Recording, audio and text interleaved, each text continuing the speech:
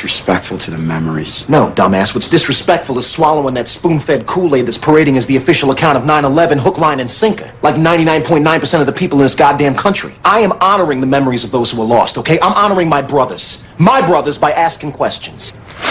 Sunjata says it was only... So many things, so many questions that have not been answered. Very disturbing questions, especially when you look at them from a contextual standpoint. There just seems to be more questions left unanswered than anything else. And, you know, I don't want to jump into any conclusions, but I also don't think it's ever been given its due diligence, considering that it is the largest crime ever committed on U.S. soil. These are the questions, Mr. President. These are the questions. They go on and on. We're not the conspiracy theorists on this particular issue. It seems to me like, 19 amateurs with box cutters taking over 4 commercial airliners and hitting 75% of their targets. That feels like a conspiracy theory.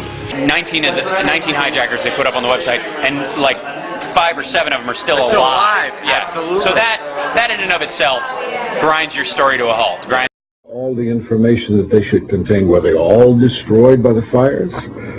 Well, if the black boxes were destroyed, how could a simple little passport, and I believe it was Muhammad Atta's, was discovered at the site of the crash? Cell phones working at impossible altitudes. Solicitor General Ted Olson receiving phone calls that the FBI says were never made. What happened during that call? This is the only information we have on these terrorists.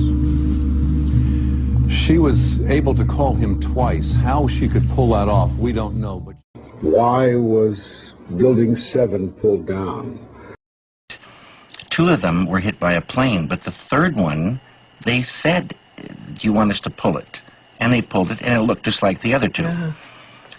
Eventually, would either come down on its own, or it would be taken down. And that eventually would either come down on its own, or it would be taken down. Or it would be taken down. Go ahead and pull it. And we gave the order and watched the building come down. Yeah. Well, pull is that's his coming to the demo world as action and cut to the movie world. Here is Larry Silverstein, the owner, who... thing to do is pull it. And they made that decision to pull, and then we watched the building collapse. Jane, what more? Tower 7 disturbs me the most. I look at Towers 1 and 2, and I go, well, they got hit by planes, and look at the fire and everything. Maybe it broke. Maybe everyone's being crazy. But that Tower 7 just went whoosh, just like a controlled demolition. And everybody's like, yeah, but it had holes in the building, and you see the hole in the building. Yes, I see the hole in the building, but wouldn't it fall towards that hole? Why is it falling like that? Why wouldn't it, wiggle and collapse towards where it got jacked? It just seems like a controlled demolition. Yeah, and then when I build something and I knock it over, it falls over. It doesn't fall down. So why did it fall? Why did they fall down? We start from the beginning, because this is a lot. It said it fell at, NIST report said it fell at free fall. So then you make the wait a minute. That means you got to defy the laws of physics. That means everything was removed in which for anything to fall at free fall. But then you make that speed. leap then to the idea that it was demolished by explosives inside by the government. I don't make a leap. Why didn't they check for explosives? They never did, if not to eliminate them. They didn't do that. World Trade Center Tower 7, Building 7, which collapsed in on itself. It is impossible for a building to fall the way it fell without explosives being involved. World Trade Center 7. World Trader 1 and 2 got hit by planes. 7, miraculously, the first time in history, steel was melted by fire. It is physically impossible. And who do you think is responsible for that? I have no idea. But to say that we don't know that it imploded and it was an implosion and a demolition is beyond ignorant. Look at the films, get a physics expert here from Yale, from Harvard, pick the school. It defies reason. Let's get one. Okay. Building 7, there's no way that building wasn't detonated. Everybody knows it. Nobody wants to talk about it, except for the people who, from an architectural standpoint or an engineering point of view, just go, there's no other way this building came down. Nothing fell on it. There was not enough fire. End of story. Buildings don't fall like that. That's just stupid. I would say 50 to 60% of Americans today don't even know that a third building went down. They have no idea.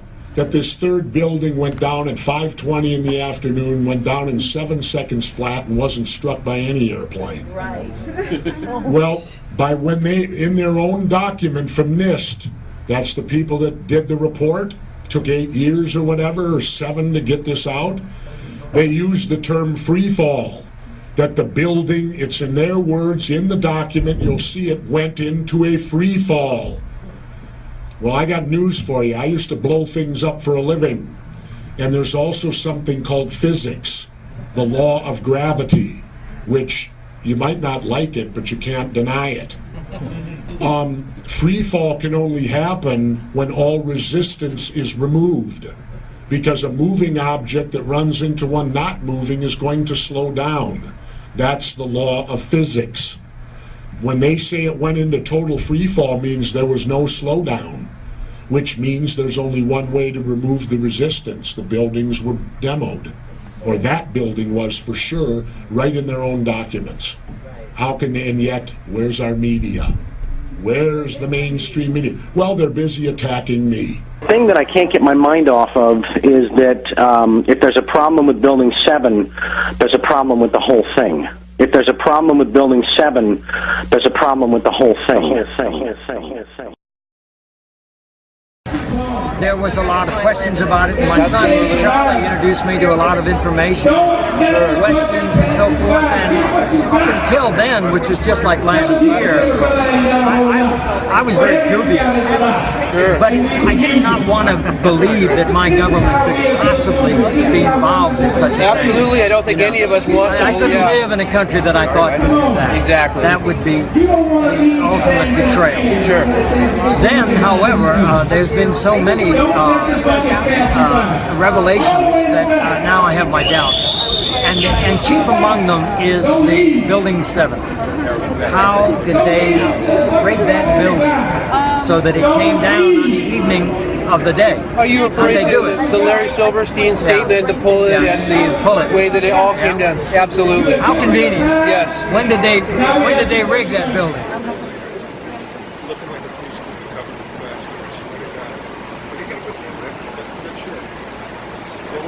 When you look at the 9/11 Commission, they didn't even address Building 7. There isn't one word in their entire report.